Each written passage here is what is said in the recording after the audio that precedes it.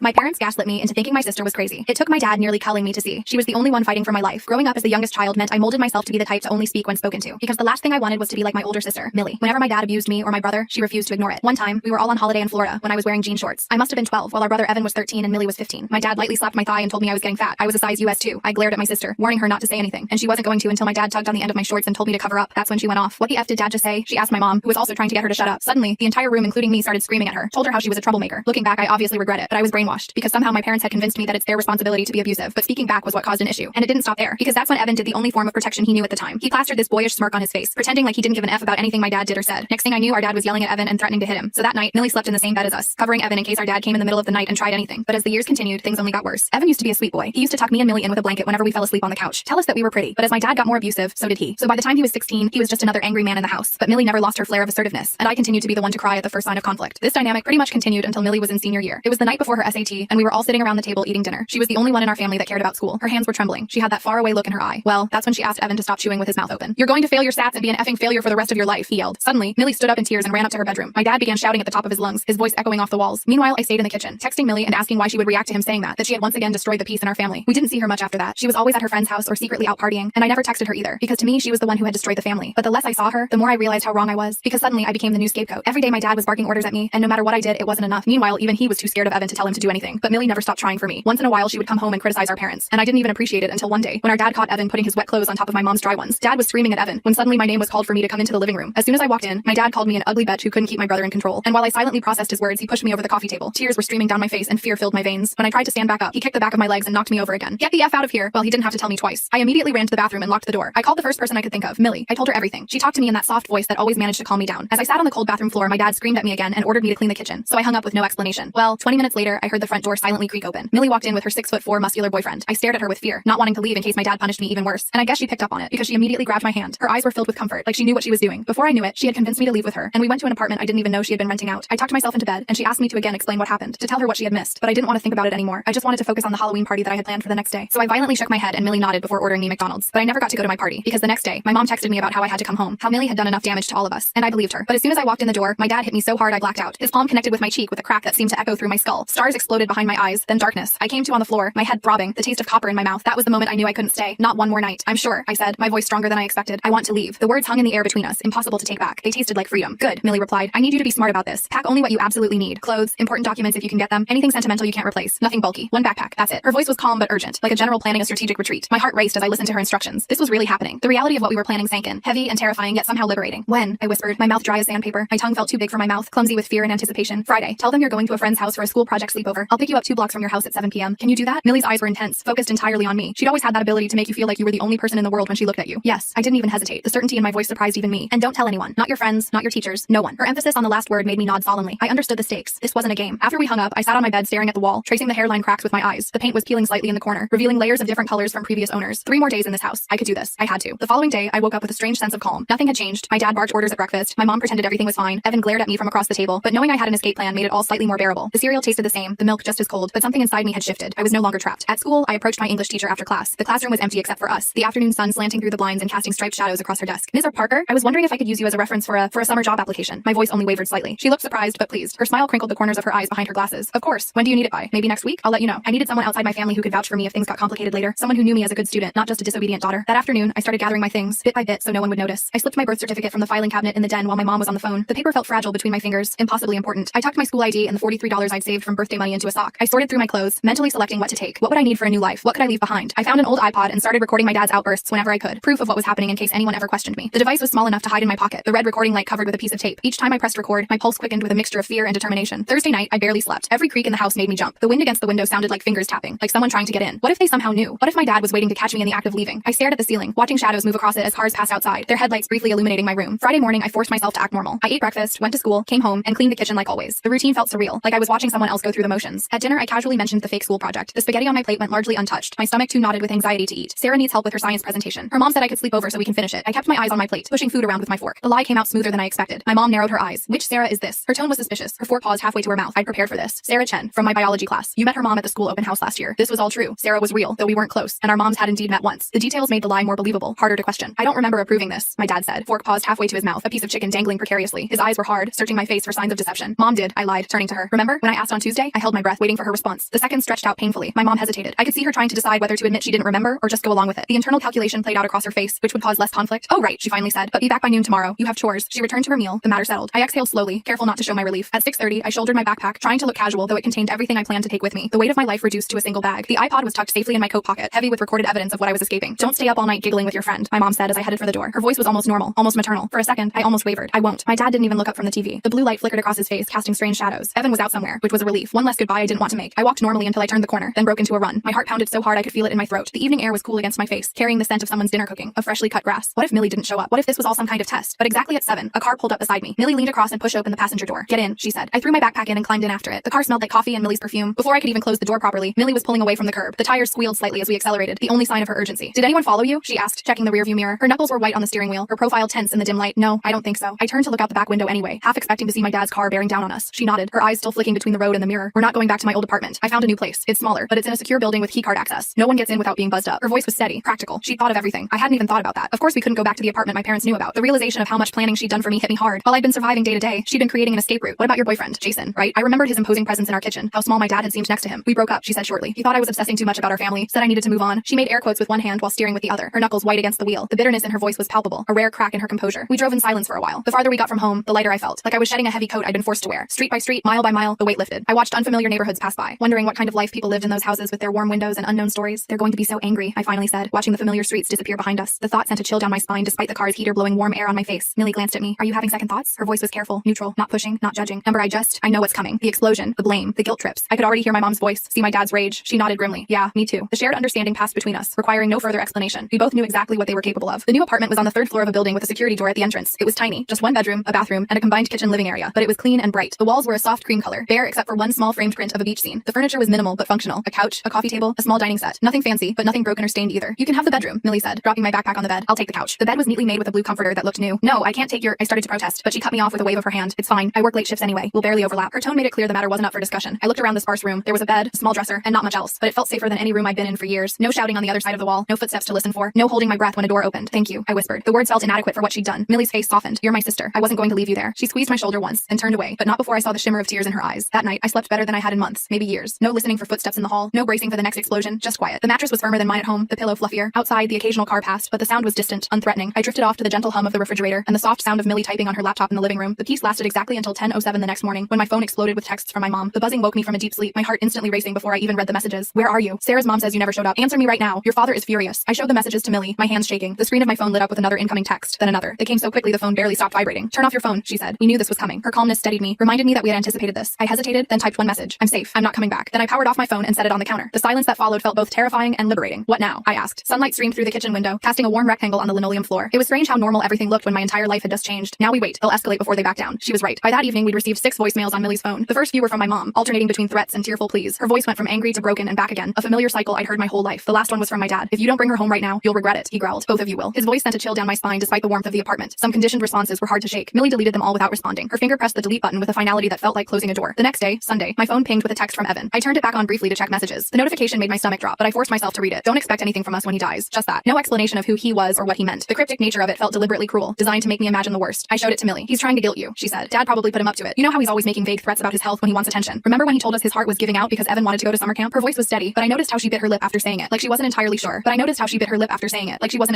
A small gesture that betrayed her own worry, despite her reassuring words. The possibility that something might actually be wrong nagged at me, but I pushed it away. We'd heard too many false alarms to trust this one. Monday morning, Millie helped me enroll at a new school. We had to use her address and say she was my guardian, which wasn't technically true, but the administration didn't ask too many questions. The school was larger than my old one, the hallways wider and brighter. No one stared at me as we walked through the office. I was just another new student, unremarkable and unknown. What if they come looking for me? I asked as we walked back to the apartment. The question had been weighing on me since we left. The sidewalk was cracked in places, small weeds pushing up through the concrete, persistent life finding a way through. They might, she admitted, but they'd have to admit why you left in the first place. And I don't think they want that kind of attention. Her logic made sense, but it didn't completely ease my fear. I still found myself looking over my shoulder, scanning faces in crowds for my dad's angry glare or my mom's disapproving frown. That night, I discovered my parents had found another way to attack. My phone lit up with messages from relatives and family friends I hadn't spoken to in years. Aunts, uncles, cousins, neighbors, people I barely remembered were suddenly very concerned about my whereabouts. Your poor mother is worried sick. How could you do this to your family? Your father says you've been hanging out with a bad crowd. The story they were telling was that I'd run away to live with a boyfriend, that Millie had encouraged me to rebel, that I was breaking my parents' hearts. Each message twisted the knife, rewriting our history to make me the villain. The familiar guilt crept back in, the programming so deep it was hard to resist. They're trying to control the narrative, Millie said when I showed her. They know if people hear what really happened, they'll lose their perfect family image. She scrolled through the messages, her expression hardening with each one. The lamp cast shadows across her face, making her look older, wearier. I scrolled through the messages, feeling sick. The words blurred together, a chorus of accusations and guilt trips. No one's going to believe us, are they? The thought was devastating. thinking that after everything, we might still be the ones painted as wrong. Millie was quiet for a moment. Then she said, "Show me those recordings again." Her voice had that determined edge I recognized. She was formulating a plan.